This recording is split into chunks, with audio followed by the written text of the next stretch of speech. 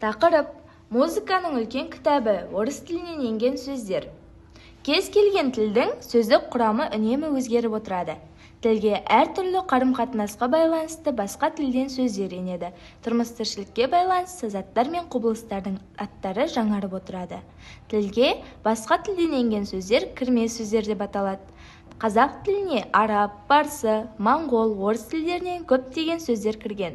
Қазақ тіліне орыс тілі арқылы енген сөздер көбінесе ғылым, техника, тұрмыс, қоғам, мәдениет салаларына қатысты. Олар фонетикалық, морфологиялық тұрғыдан қазақ тіліне бейімделіп қолданылған.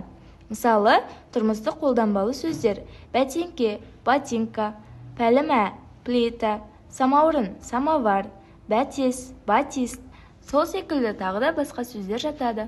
Тақырыпқа арналған сұрақтар мен тапсырмалар. Бірінші тапсырма: берілген мәтінді тыңдап, мәтіннен таныс емес терминдерді тауып, оның терминдік мағынасын ашып айтыңдар. Дескриптор: берілген мәтінді тыңдап, оның мазмұнын аша алады. Мәтіннен таныс емес терминдерді таба алады. Терминдердің мағынасын аша алады. Екінші тапсырма: Мұхтар Шахановтың Әл-Фараби туралы өлеңінен үзінді тыңдап, ғұлама туралы өз көзқарастарыңды білдіріңдер.